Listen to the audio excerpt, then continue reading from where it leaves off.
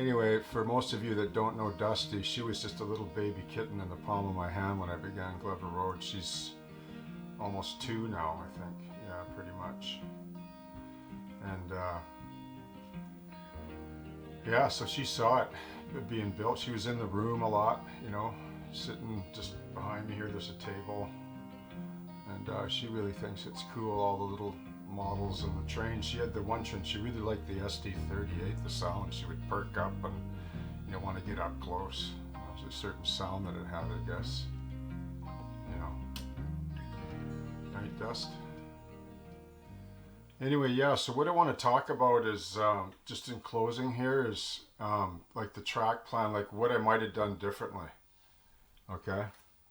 Um, you know, good old Glover Road, she won't go down easy. But I think there's still a few lessons to be learned in closing when we move on to this, phase 2 of Boomer Dioramas with River Drive.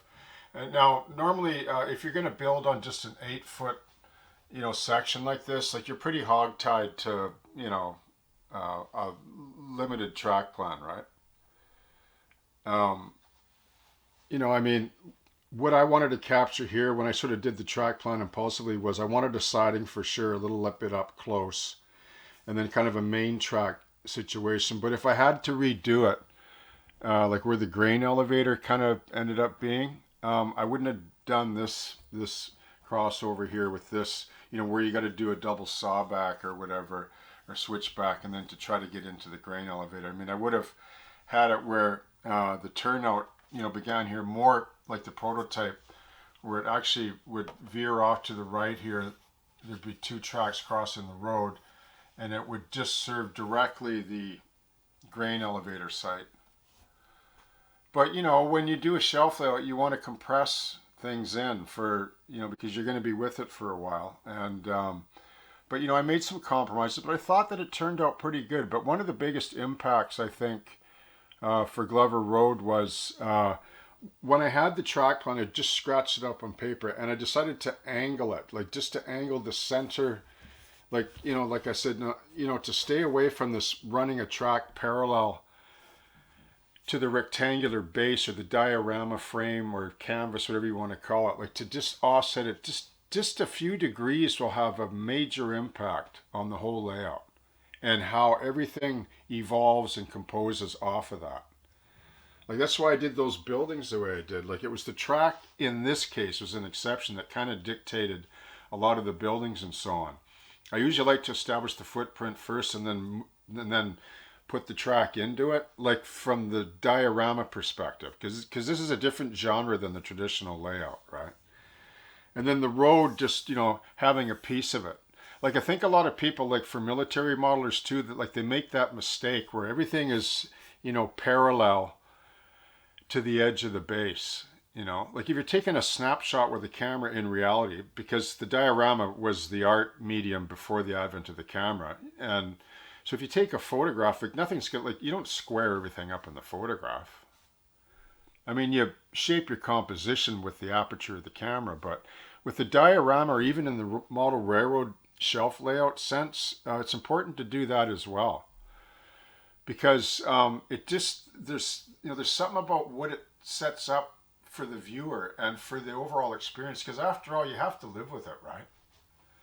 And when I sort of developed Glover Road, like I knew I'd be living with it for a while, and it was more pleasing to me than it was to operate it in many ways. Like just to look at it and build it and come in, on a quiet morning with my coffee, like now, and just look at it, for ages, and just enjoy it like a painting. And so that's the same direction I'm going to take on the new one. Okay. The same approach, except I'm going to establish the footprint first, and then I'm going to worry about the track later. And I'm not going to allow prototypical practice to force my hand in that sense, because my hand as an artist isn't going to be motivated by the prototype in a dogmatic way, like as a track schematic. I'm more on the big visual vista than I am the actual track plan. But with this track plan, like take a good look at it now, because I know it was a lot of requests. It's a pretty good track plan for 8 feet, I think. You know, like there's enough operational interest here to keep a person, content for a while, I think. You know, like it worked out. I think I got a little bit lucky too, to be honest with you. But if I had this open here, no wall, I mean, it would have changed everything, right? So I think it's a good idea to think about that, like, your approach. But the whole point of the shelf layout is, it's got to fit into a space, that we have allotted, right? And then to maybe try to avoid the corner cut off here. Like I'm never going to do that again. I mean, it is what it was. Like when I used to sell diorama small ones, like that's, I mean, it was like that sometimes, but not always. But I also did 16-foot ones and 8-foot ones where they were rounded like an amphitheater. And that's really important too, the diorama with the painted backdrop in that sense, right? And what it does for sound as well is, really cool. That was Dusty jumping down. So, like if you're going to do sound and you're building a shadow box design like this, that's part of the point, right? Like it sounds way different than an open layout. Like I know, because I was in it still, even when sound was out there. The sound gets dissipated and it just becomes really tinny. So if you got like now in 2021 with the really nice speaker technology and the new Tsunami 2 Loc Sound version 5 and TCS decoders, why wouldn't you want to enhance the sound experience for a greater immersion on your layout? So yeah, I just wanted to share that with you just in closing because good old Glover Road, right, still offers a few lessons. So that's what I would do. And this part gets packed away now. It comes away from the wall. The backdrop I'll probably put on the top of the new one. I'll lay it on top, and then I could lay this up there too, but that's for storage, I think. But this will easily, at 8 feet, I have 11-foot things, it'll stand up in a closet. It's only 16 inches wide, so this is how she goes to bed, right? And then just in closing, I just want to talk about the blackberry bush here. The blackberry bush tutorial that I shared is probably one of my better ones. Let me just zoom in for a second here.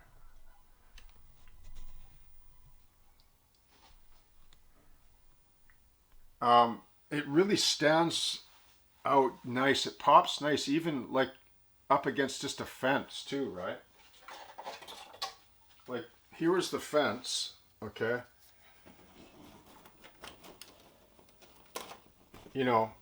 So like you don't need a lot, right, for a visual impact.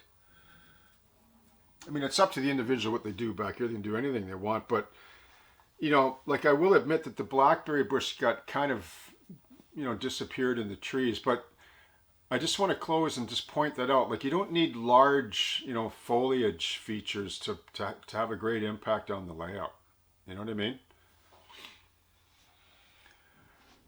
But trees definitely are, a real asset. I encourage you to go back and look at some of those tree tutorials and learn how to do affected trees because they will just pay back in spades, like even just half a dozen trees.